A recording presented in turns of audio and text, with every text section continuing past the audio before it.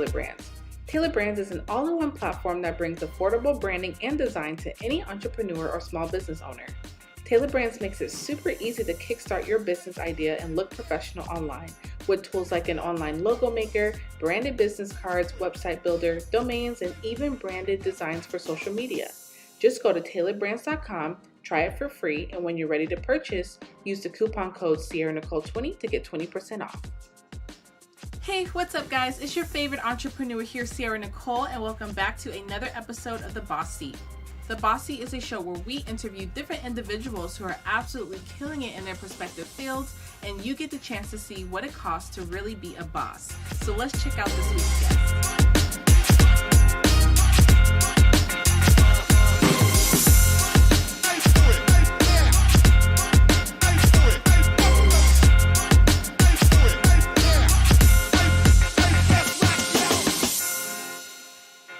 Today we have a super special guest, Colleen. Welcome. Thank you so much for joining me today. Hi, of course. I'm so happy to be here. I'm really excited.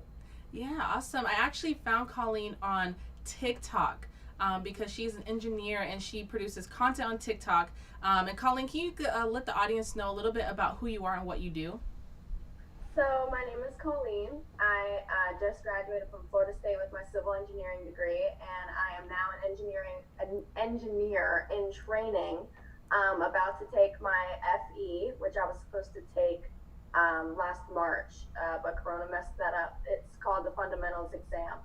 And right after I take that, I have to work under a professional engineer for 4 years, and then I can go take my PE, which is my professional engineering exam, which is the goal. So right now I'm working at a structural engineering firm, and I've made TikToks just showing what I do every day in construction and doing inspections and the phases of building a home and commercial or residential homes and all that fun stuff. So that's awesome. What made you get into that industry? So a lot of reasons. My dad was an engineer, so I grew up seeing exactly what he did. And the only thing I was good at and am good at is math. I cannot read, I can't write, history, social studies, English class, none of that. I am so terrible at it, failed all my classes, but I would get straight A's in any math class. And numbers just work for me.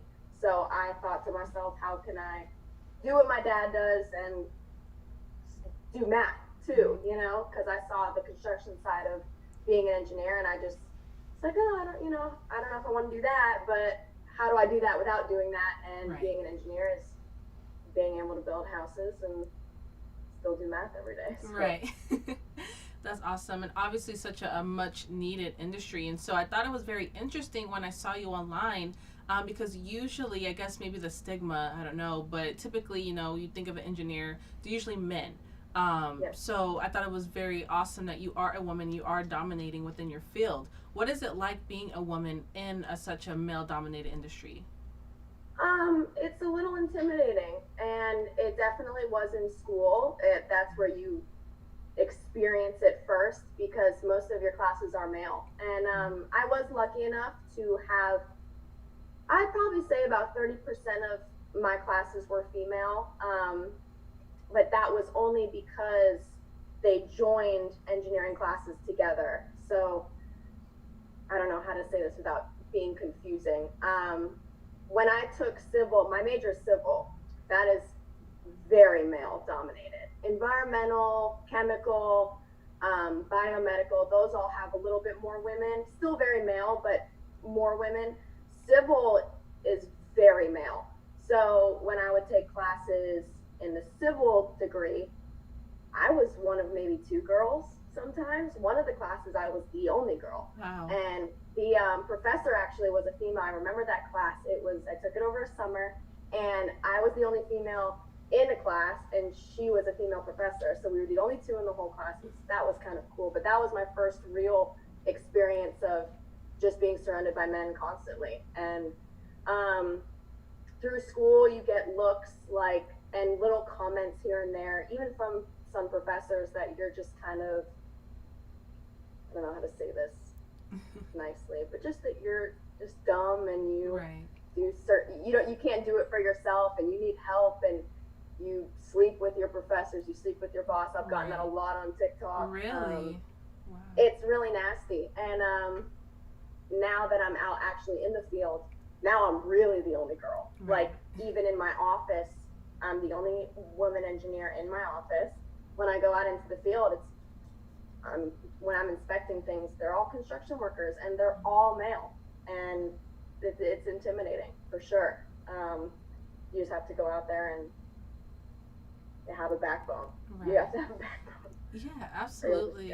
And I feel like absolutely, and I feel like that's very inspiring for, especially if there are younger women watching this show, to see how you've been able to, be confident within yourself in this male-dominated industry, because like you said, it can be very intimidating, and some people get intimidated to the point where they don't even try.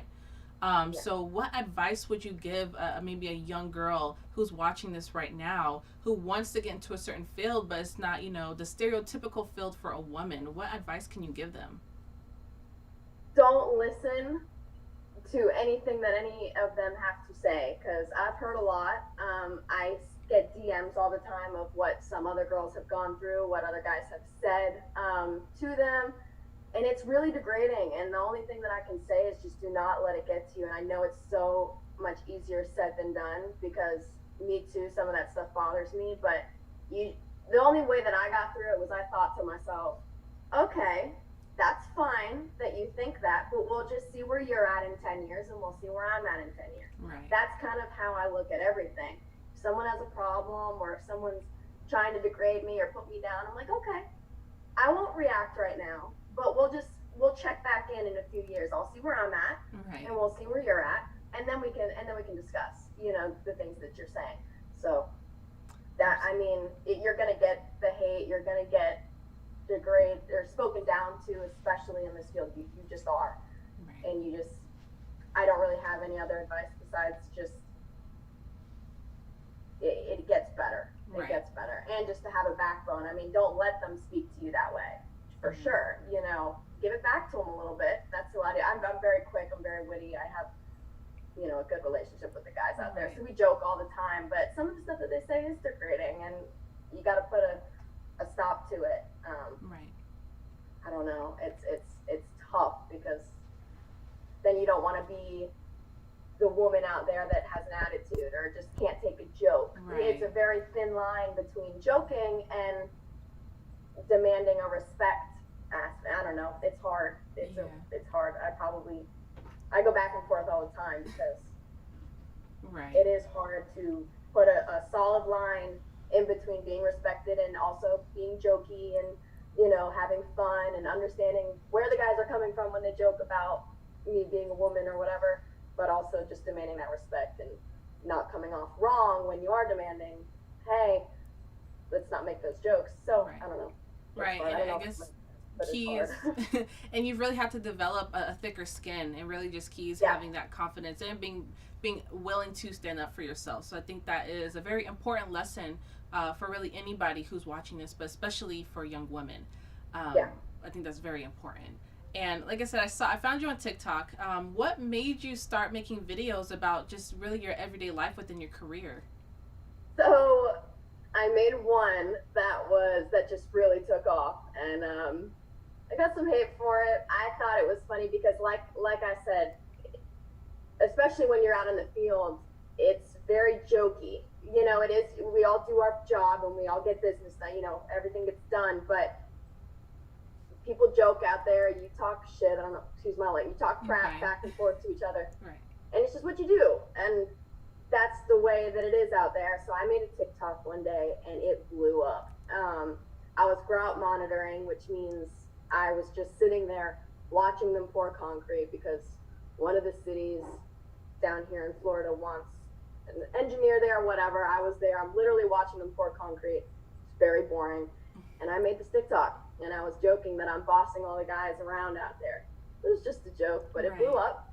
And I realized how many women are in the STEM field, and they thought that it was so cool. They're like, holy crap, I want to do this when I get older. How did you get to where you are? This is exactly how I want to be. I think that's pretty cool, because I didn't think that anyone even cared about engineering or knew about it or anything, but it's a lot of people do. So yeah. And that's awesome. And like I said, when I found you, I thought the type of content that you create, I thought was interesting. So I know you said that you have gotten some backlash for it. How do you deal with that? I think it's hilarious. I mean, some people get really mean, and that it does bother you, but I don't know these people, and they're always the ones that have like no follower, no profile picture, and they're coming on here saying some really absurd stuff. But most of them are men just saying, "Oh, you're lying. You're not an engineer." I just responded back to one today that some guy said, "Are you really even an engineer, or do you just pretend for TikTok?" And I'm like, this is crazy. Like, why would I even lie about that? So you have to laugh about it, or else it'll just eat you alive. And that goes with the field itself and having a thick skin and not taking everything to heart and really taking everything lightly. Everything's funny, but you get your work done and that's it. So I still get my work done. They can think what they want about me, but I go to work every day. I get my work done. I'm good at what I do. Absolutely. You can't please them all. So yeah, absolutely you can't. And I definitely know, especially being in the social media realm, I definitely know how that is. And like you said, you really just can't take it too personally, too seriously. You kind of have to laugh it off sometimes.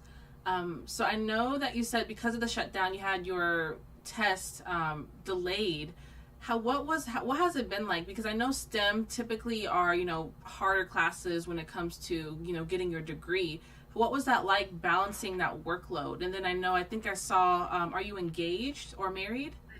Yep, I am engaged. Okay. I got engaged 1 year ago, actually, the New Year's of last year. So awesome. That's how I started 2020. Awesome. Congratulations on that.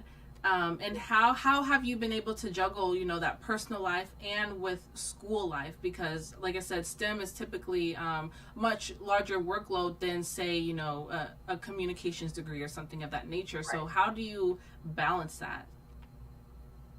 That's a tough question. I struggled with this pretty badly back in school because I took no breaks.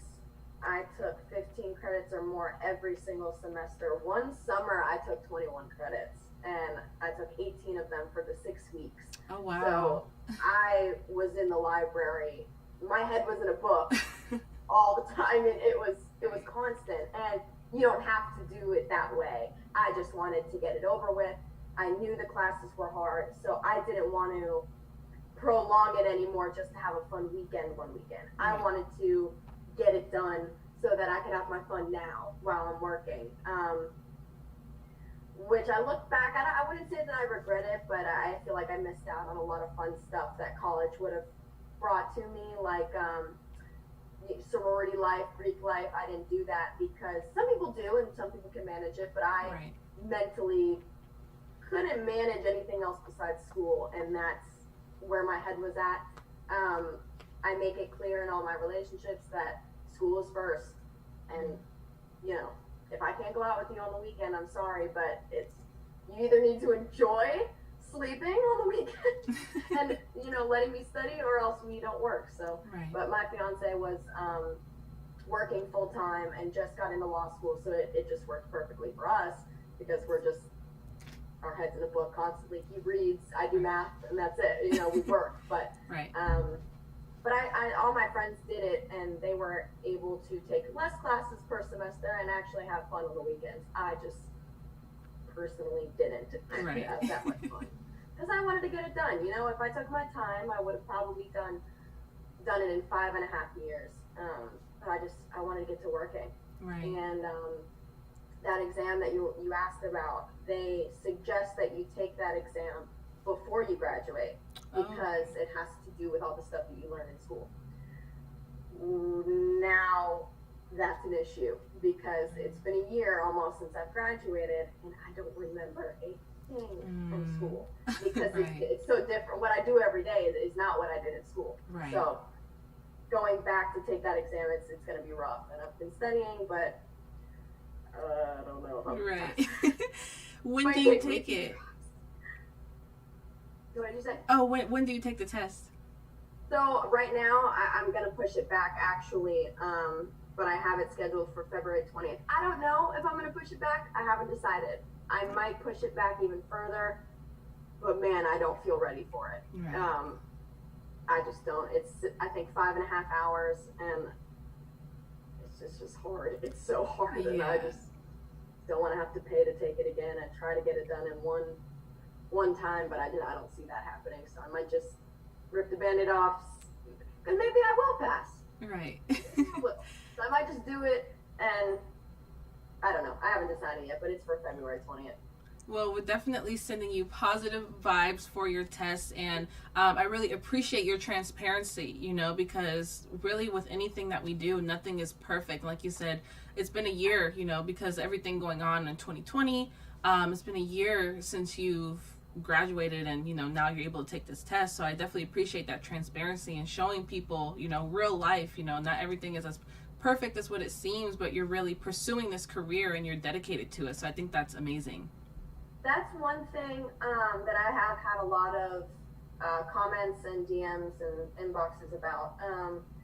Some of the girls, because in one of my videos, I said that it took me 5 years, which engineering is mostly 5 years. Everybody that I started with, I graduated with. So no one went quicker, no one went slower. We were all on the same path. But it is mapped out by the universities in 4 years. So some people will get discouraged, I would say, because they'll fail a class, which you will fail a class. Right. You will. And I failed many. I still stayed in the program. You can only fail, I think, 2. But I reached the maximum amount of fails. And you will. Everybody I knew failed. It was very rare that you don't fail. So some of the DMs and stuff that I get are, you know, thank you for talking about how you took 5 years. You know, did it ever discourage you that it took you 5 years? And that's a huge thing to talk about, because everyone's on a different, even with any degree at college, you don't have to do it in 4 years. Right. You don't have to do it when you're 18 and be done by 21. You could start at 20 years old. You can start at 30 years old. You can take 6 years if you want to get your engineering degree. You know, like, not everyone needs to be on the same wavelength, the same time. You know, you can do it when you can, and do it well, and it'll reward you. You know, I think that's a good thing to talk about, because I feel like some girls do get discouraged, and men too, you know, when you fail a class, or you don't know if you can do it for 5 years, or are you going to look stupid if you take that extra semester. And, you know, I think it's good that I am transparent, because I did fail a few times. I'm probably going to fail the FE, to be honest with you. So I'm not going to lie about that. Right. And like I said, I definitely appreciate that transparency, because I was once a college student, and I actually dropped out of college my junior year. And I was failing throughout my junior year and ended up taking on entrepreneurship. But I know that the pressure and the workload can sometimes be a lot. And so I think that you showing your transparency, and like I said before, still being dedicated to really achieving what you started out, wanting to achieve, I think that's awesome. What advice would you give someone who is, whether it's with their degree or with their business, but you're hitting these roadblocks and they are failing at certain things? What advice could you give someone to stay encouraged and keep going? It's so much easier said than done. Right. And I know that with the advice that I'm about to say, because I know that there were so many times where I just wanted to give up. Mm-hmm. Why didn't I just do an English major or a psych? Not that there's anything wrong with any of these majors that I'm listing, but there are easier majors that I way could have done. Right. And been done in the 4 years, and had fun on the weekends, and there were so many easier routes I could have taken, and I thought about it a lot. To me, money is a motivator. Right. And there's a certain lifestyle that I want to live one day, and I see it around me, and I strive to be a certain way when I'm older, and I don't want to have to worry. I know money isn't everything, and it's totally not everything, but I just want to be successful one day, and I want to not have to worry about how my bills are going to get paid. And so I'm going to put the work in right now while I can, and it's going to be hard. It's going to be hard, and there's going to be bumps in the road, and you're going to cry at night, and you're going to cry in the library. But just don't give up. I mean, if that's what you want to do, just do not give up, and you're only in a race with yourself. Don't look at the people around you, because someone might be a millionaire next to you, but you know, someone might not over here. Right. Don't be in a race with the people around you. It's just you and yourself. Stay focused and just get it done. If that's what you want to do, you need to get it done. Because this is what I wanted to do. I thought about dropping out. I thought about switching my major, but I didn't want to do those things.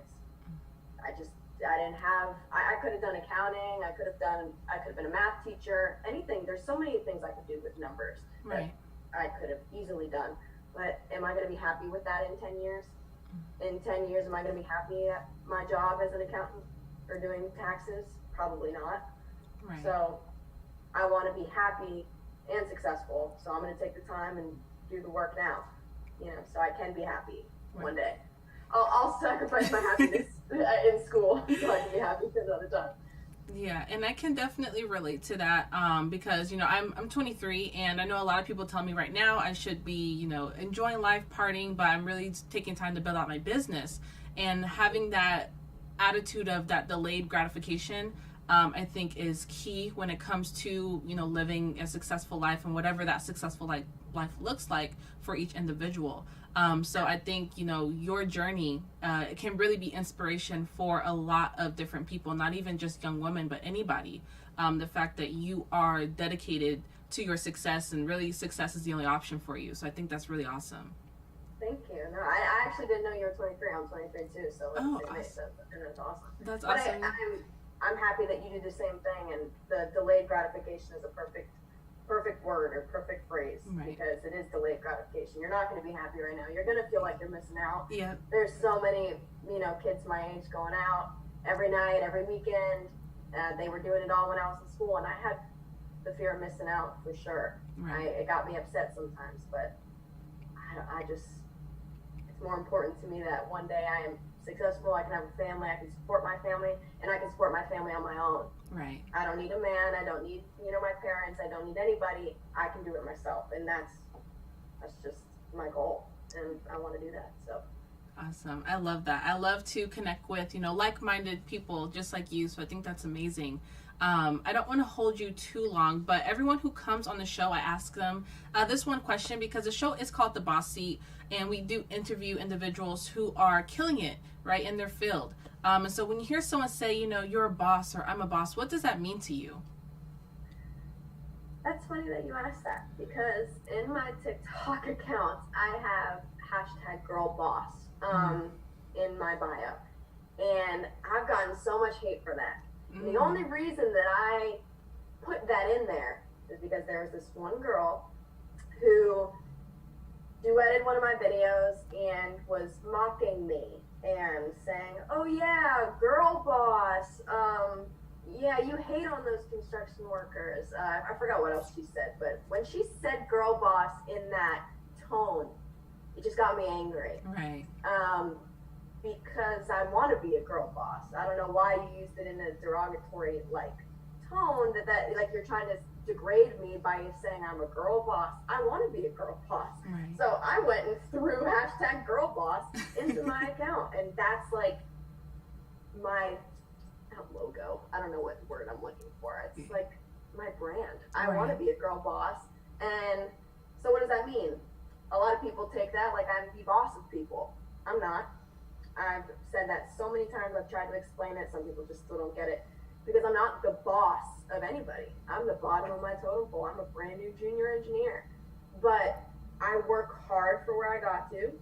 I'm a woman in a male-dominated field. I crush what I do on a daily basis. I got my engineering degree, which is hard.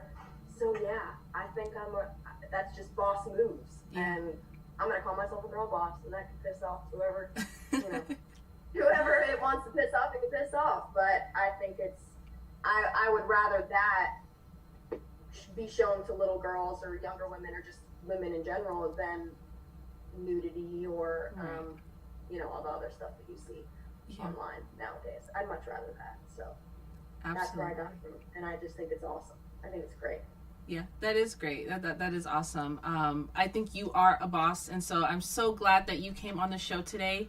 And I feel like you are an inspiration to a lot of young women who are going to be watching this show. And I think that you should definitely keep doing what you're doing. And no matter what people say online, your content, the message that you have, is definitely needed. So I appreciate you so much.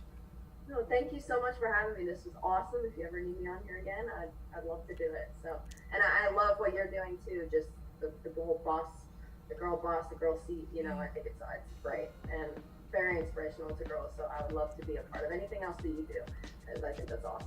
Absolutely. We will definitely stay connected.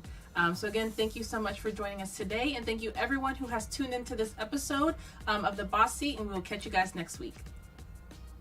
Hey guys, thanks so much for watching this week's episode of The Boss Seat. Make sure you are catching me live right after this episode on the Live Waves app. Okay, make sure you guys go and download the app and find me, Sierra Nicole, and we are going to do a recap of this week's episode. You can also stay connected with me on all social media platforms: Instagram, Clubhouse, Facebook, and YouTube. And we are going to catch you guys next week for another episode of The Boss Seat.